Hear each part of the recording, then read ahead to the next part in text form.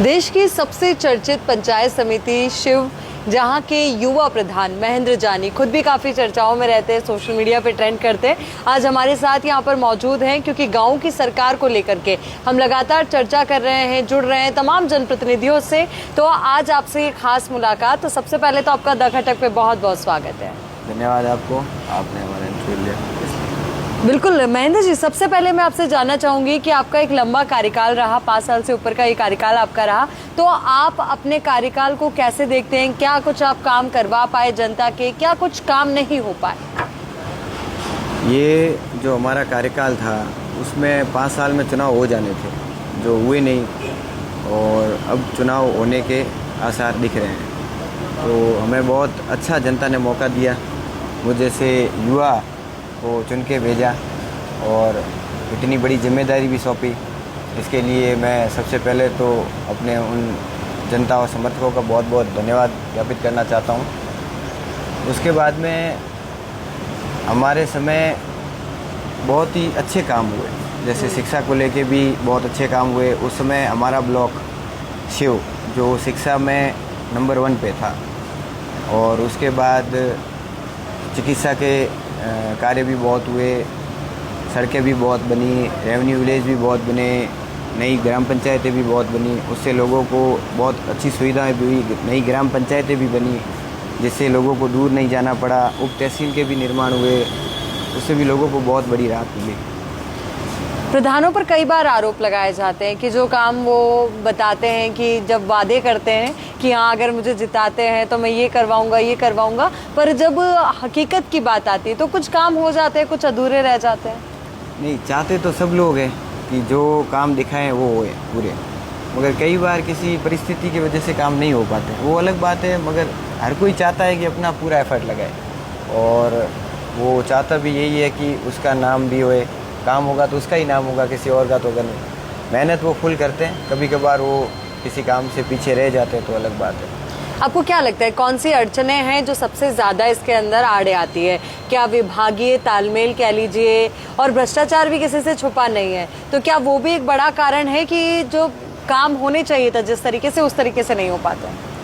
नहीं, काम तो जितना ऊपर से पैसा आता है उतना तो खर्च होता ही होता है। आजकल तो सारे काम ऑनलाइन है। आप मजदूर को उसकी 200 रुपये 250 रुपये जो तनख्वाह होती है वो भी ऑनलाइन उसके खाते में जाती है। तो सब लोग प्रयत्न करते हैं कि बहुत अच्छे से काम हो, भ्रष्टाचार न के बराबर हो। फिर भी कई बार तालमेल सही नहीं होने की वजह से, जनता के जागरूक न होने की वजह से कभी कभी भ्रष्टाचार जैसे काम हो जाते हैं। मगर आजकल सोशल मीडिया के ज़माने में भ्रष्टाचार का तो बहुत कम हो पाता है, कहीं नहीं, ना के बराबर है भ्रष्टाचार, ना के बराबर आप भ्रष्टाचार बता रहे। पर कई बार आपको ऐसा लगा कि विभाग से अगर सहयोग मिलता तो ये काम हमारा और अच्छे से हो पाता, विभाग अगर हमें सपोर्ट करता तो जो काम हमारे अटके हुए हैं वो हो पाते, ऐसा कोई काम? ऐसे शिक्षा को लेके ज़रूर है हमारे एरिया में भी और समस्त बाड़मेर में भी। जैसे टीचर्स की कमी है, वो बहुत ज़्यादा है। टीचर्स की कमी जो पूरी नहीं हो पा रही है, वही सबसे बड़ा लोगों के साथ अन्याय हो रहा है इस क्षेत्र में। और वो कमी पूरी हो जाए तो फिर जब हमारी आने वाली पीढ़ी शिक्षा से भरपूर होगी, पढ़ी लिखी होगी, तो वो जागरूक होगी, वो काम करवाने में सक्षम भी होगी। अब क्या है कि 10 टीचर्स की ज़रूरत है स्कूल में, तो वहाँ पे अवेलेबल के नाम पे 2, 3, 4, 5 मैक्सिमम है। इससे बहुत बड़ा नुकसान हो रहा है। महेंद्र जी, आपको क्या लगता है कि जो काम अटके हुए हैं वो किस तरीके से पूरे हो सकते हैं? उसके लिए क्या फॉर्मूला अपनाया जाना चाहिए ताकि आप ही नहीं, तमाम जो प्रधान हैं जिनको कामों में दिक्कतें आती हैं, अड़चनें आती हैं, उनकी अड़चनें दूर हों? नहीं, चाहते हैं वो काम तो होता है। जैसे सरकार से कभी कभार कोई हेल्प नहीं मिलती है, वो अलग बात है। जैसे अभी मेरे समय में माननीय विधायक अमीन खान साहब थे, तो जब भी उनके पास जाते थे किसी काम को लेके, उनसे जो बन पाता था, हो पाता था, वो करते थे। और मंत्री जी थे हरीश चौधरी जी, उनके पास भी कभी गए तो किसी काम का मना नहीं किया। और प्रमुख साहब भी थे, तो जो होने लायक काम होता था उन्होंने भी कभी मना नहीं किया। अभी क्या स्थिति थी? अभी स्थिति थोड़ी दयनीय है। थोड़ी दयनीय है। पानी की समस्या बार बार सामने आती है, जबकि दावा किया जाता है कि जेजेएम के तहत हर घर नल पहुंचाए, हर घर जल पहुंचाए। पर अगर आप जो पिछले कुछ दिनों में वीडियोस वायरल हुए वो भी हमने देखे, और भी कई बार ये समस्या सामने आई है कि लोग पानी के लिए बहुत दूर दूर तक जा रहे हैं। पानी की समस्या तो काफ़ी गंभीर है, और अभी पिछले 2 साल में समस्या बहुत ज़्यादा गंभीर हो गई है।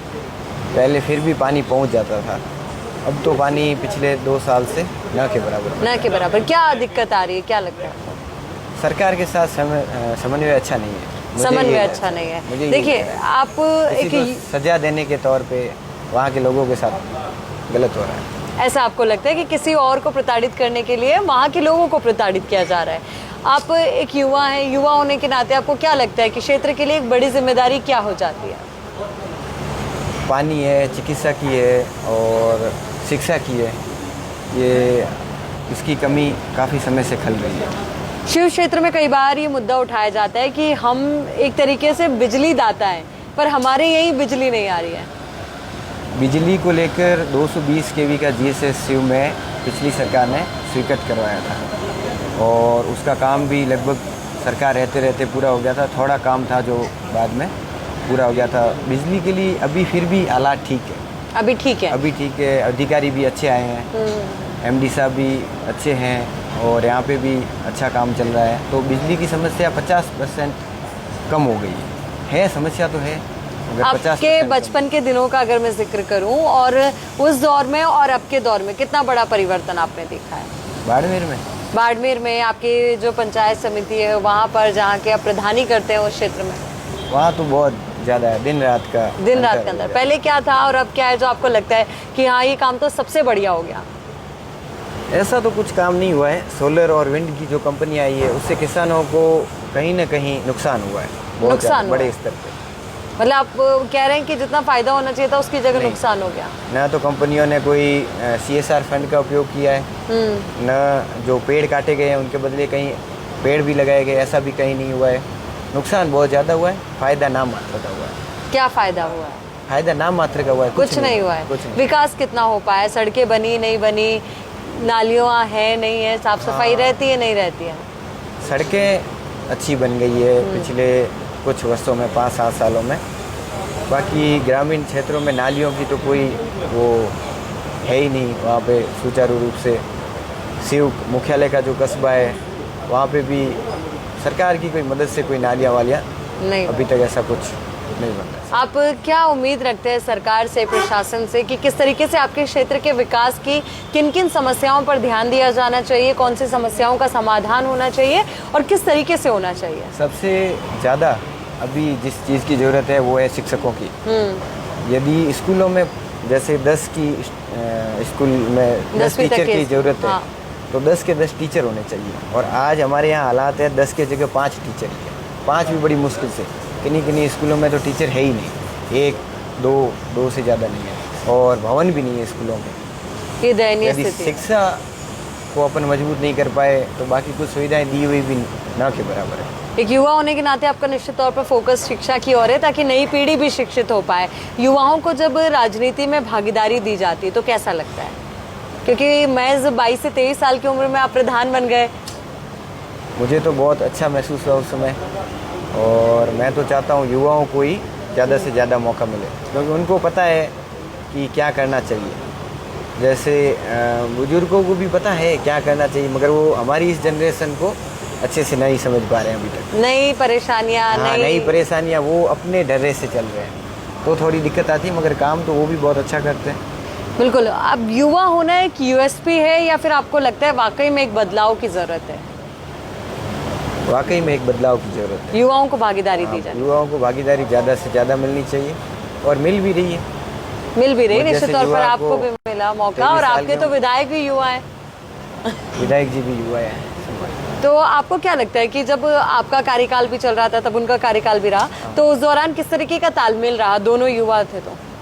नहीं, विधायक जी का व्यवहार अच्छा है, वो समन्वय बना के चलते हैं। ऐसा मुझे उनके व्यवहार में कुछ नहीं लगा। आप दोनों का तालमेल अच्छा था? नहीं, अच्छा है। वो तो राजनीति में अच्छा ही रखना पड़ता है। और ये तो हम किसी पर्सनल किसी के लिए है नहीं, जनता के लिए जो कुछ भी करते हैं। वाद विवाद भी होता है तो जनता के लिए। कई बार जब युवाओं को भागीदारी दी जाती है तो कई लोग आरोप लगाते हैं कि युवा है, ठीक है, मौका दिया, एक जोशीला खून होता है, बट वहीं दूसरी ओर अपरिपक्वता होती है, यानी कि मैच्योरिटी नहीं होती, राजनीति की समझदारी नहीं होती, कैसे काम होते हैं, कैसे नहीं होते। क्या इस तरीके की दिक्कतें आपको भी आई? नहीं, जब मैं प्रधान बना तब हाँ युवा तो था, बिल्कुल नया था, मगर आसपास के जो बड़े बुजुर्ग हैं वो खूब मदद करते हैं। जैसे मेरे समय में जिलाध्यक्ष जी जे फतेह खान जी, हाँ। उन्होंने काफ़ी मदद करी। और बड़े भाई साहब लक्ष्मण जी गोदारा जो भी बाड़मेर जिला कांग्रेस के जिलाध्यक्ष हैं, उन्होंने भी खूब मदद करी। भाई राजेंद्र कड़वासरा है और मंत्री जी ने भी इसमें हमारा बहुत सहयोग किया, छोटी छोटी बातों को समझाना करना। जिला प्रमुख जी मुझे अपने घर के ही मिल गए, तो उनसे बहुत कुछ सीखने को मिला। और विधायक जी अमीन खान साहब भी थे, उनसे बहुत कुछ सीखने को मिला। वो बहुत ही अच्छी बातें बताया करते थे, जब भी उनसे मिलने जाते थे घंटा घंटा बातें सुनाया करते थे पुरानी। ऐसे करके लोगों का साथ मिलता रहा, सब कुछ जानने को मिलता रहा। बहुत अच्छा कार्यकाल निकला। बहुत अच्छा कार्यकाल निकला, सबका साथ आपको मिला। और सबसे बड़ी बात आपने ये कही कि इन्होंने किस तरीके से अपने कार्यकाल में अपना जो विजन था वो तो रखा, पर साथ में बड़ों का साथ भी लिया कि काम कैसे करने, कैसे करवाने।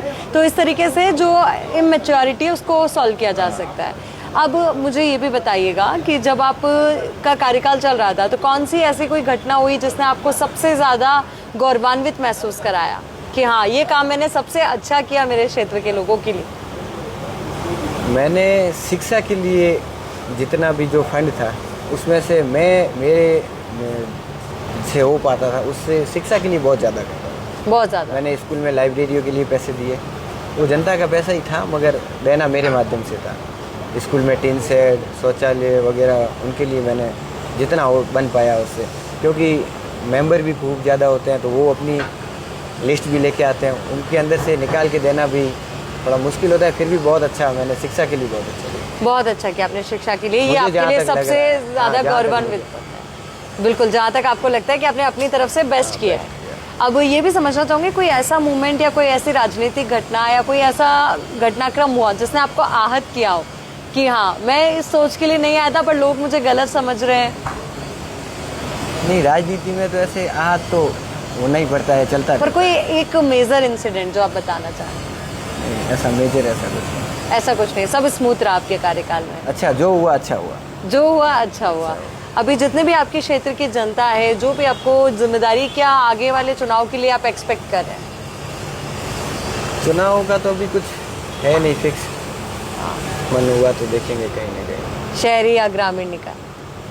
जहाँ जुड़े हैं वहीं से लड़े तो अच्छा रहे। जहाँ जुड़े वहीं से लड़ेंगे। बहुत खूब। अब ये भी आपसे समझना चाहूँगी, कई लोग इस तरीके के आरोप भी आप पे लगाते हैं कि आपने, चलिए ठीक है, आपको प्रधानी की जिम्मेदारी मिली, आप प्रधान पद पर अच्छे से अपना काम कर रहे थे, पर कहीं ना कहीं आपकी सोच आगे के 5 साल को लेकर थी कि कल को एमएलए का टिकट मिले, मैं एमएलए बनूँ। क्या इस तरीके का कुछ विजन था मन में या फिर ये एक गलत सोच? ऐसा कुछ नहीं था। मेरे को तो जो 5 साल दिए, मैंने उनको अच्छे से जिया और अच्छे से अच्छा करने की पूरी कोशिश। नहीं, लोगों का मानना है कि आपने उस 5 साल में ज़्यादा काम अपनी राजनीतिक प्रोफाइल को और स्ट्रॉन्ग बनाने में किया कि हाँ किस तरीके से मुझे आगे टिकट मिल जाए, किस तरीके से मैं और एक युवा और स्ट्रॉन्ग लीडर के तौर पर पहचान बनाऊँ। वो तो सभी चाहते हैं, चुनाव लड़ता है तो उसकी मन में रहता ही है कि वो आगे से आगे बढ़ता रहे, मगर ऐसा मैंने कुछ सोच के ऐसा अभी आज तक कुछ नहीं किया। ऐसा कुछ नहीं किया, मतलब आपका जो जिम्मेदारी दी गई आप उसी को निभा रहे हैं। अभी आने वाले अगर कार्यकाल के लिए आपको जिम्मेदारी दी जाती है, कहा जाता है कि आप चुनाव लड़िए, तो जनता के बीच में आप अपनी कौन सी सोच को, अपने कौन से विजन को रखेंगे कि अब की बार अगर आप मुझे चुनते हैं तो मैं किस तरीके से आपके काम को कर पाऊंगा, क्या कुछ मेरा अगला प्लान रहेगा?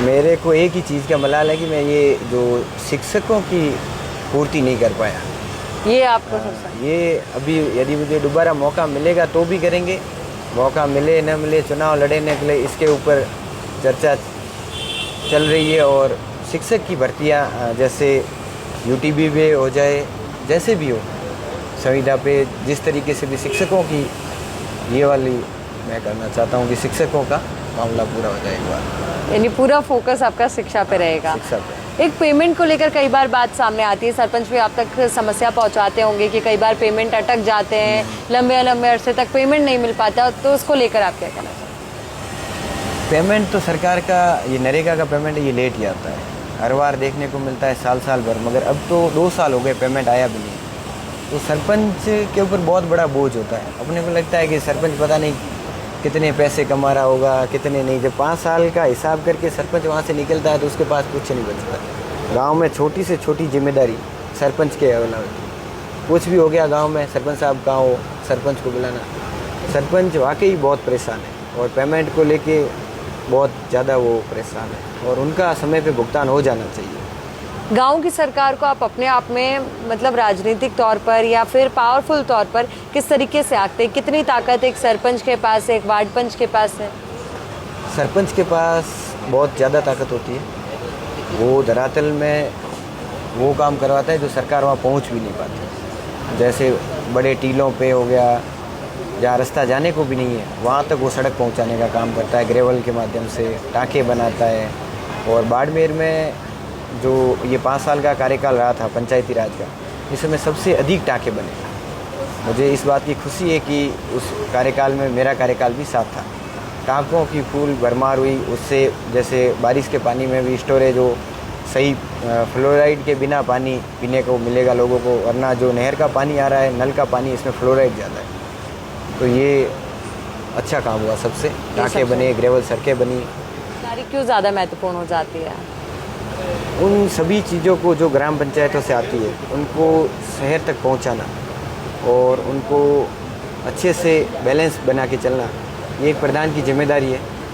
और सरपंचों को एक साथ लेके चलना और उनके समन्वय में बैठा के चलना, सरकार के साथ भी और लोगों के साथ भी। इसलिए प्रधान की जिम्मेदारी तो बहुत ज़्यादा बढ़ जाती है। आपको लगता है आपने अपने कार्यकाल में इसको बखूबी तरीके से निभाया? हाँ, मेरे कार्यकाल में ये मैं कह सकता हूँ कि जितने भी सरपंच थे वो बहुत खुश रहे कि एक्टिव बंदा मिला है कि हाँ हमारे लिए दौड़ता है। हाँ, दौड़ता भी है। वो तो हो गई उनको, मगर वो आज भी जब भी मिलते हैं तो वो कहते हैं कि प्रधान जी आजकल तो कार्यकाल ख़त्म हो गया, साल भर हो गया हमारा, तो आपकी बड़ी याद आती है। तो मैंने कहा क्यों? तो कहते हैं कि पहले हमको शहर आना नहीं पड़ता था, क्योंकि प्रमुख साहब भी हमारे खुद के अपने कांग्रेस पार्टी से ही थे। हाँ। और छोटा मोटा कोई भी काम होता था तो वो मुझे बता देते थे, मैं उनके आगे करवा दूँ। अब वो जो चक्कर लगाते हैं शहर के, वो उनको थोड़ा आना जाना बहुत मुश्किल होता है। 100 किलोमीटर 80 किलोमीटर रोज़ का आना, रोज़ जाना वापस, ये थोड़ा। आम लोगों को क्या संदेश देना चाहेंगे? आखिरी में यही सवाल मेरा है, तमाम युवाओं को भी, बुजुर्गों को भी, माताओं को भी, बहनों को भी, कि हाँ अब की बार जब आप चुनाव के लिए वोट करने जाएं तो किन बातों का ध्यान रखें, कैसे उम्मीदवार को चुनें? उम्मीदवार तो अपनी कोशिश में सब अच्छा करते हैं, मेरा ये मानना है। मैं तो कहता हूँ जो आपको सही लगे, जिसके साथ आप बात आराम से कर सको, समन्वय अच्छे से बन पाए, आप उसको वोट दो। और जो आपके लिए कुछ कर पाए और शिक्षा के लिए कुछ कर पाए, उसको वोट दो। और कई बार हम देखते हैं कि चुनाव में राजनीति फैक्टर, सामाजिक समीकरण, इस तरीके के मुद्दे हावी हो जाते हैं, रादर देन कि कौन सा कैंडिडेट अच्छा होगा, कौन आपके काम करवा पाएगा या किसकी सोच अच्छी है। तो उसको लेकर भी एक संदेश आपकी तरफ से हम चाहेंगे तमाम दर्शकों तक आप पहुँचाएं। मैं तो कहना चाहता हूँ कि वोटिंग जो हो और अपन जो अपना गांव का मुखिया चुने, प्रधान चुने, प्रमुख चुने, जो भी पंचायती राज में वार्ड पंच भी चुने चाहे, उसको जातिगत फैक्टर पे नहीं चुनना चाहिए। जातिगत फैक्टर ही अपने को पीछे रखता है। मेरा यही मानना है कि आप अच्छे और पढ़े लिखे और जो गांव पूरे के साथ समन्वय बना के चले, चाहे वो पढ़ा लिखा कम भी हो चल जाएगा, अगर समन्वय पूरे गांव के साथ, पूरे क्षेत्र के साथ बना के चले, आप उसको चुनें, वही आपका आगे का अच्छा भविष्य तय करेगा। बहुत बहुत शुक्रिया महेंद्र जानी आपका कि आपने इतनी खूबसूरती से अपनी बात को रखा, तमाम वोटर्स तक एक खूबसूरत संदेश पहुंचाया कि किस तरीके से आपको जागरूक होकर के एक अपना वोट जो है वो कास्ट करना है, किसको चुनना है। शिक्षा पर एक आपका सबसे ज़्यादा जोर रहा पूरी चर्चा के दौरान। तो बहुत बहुत शुक्रिया आपका, बहुत बहुत धन्यवाद।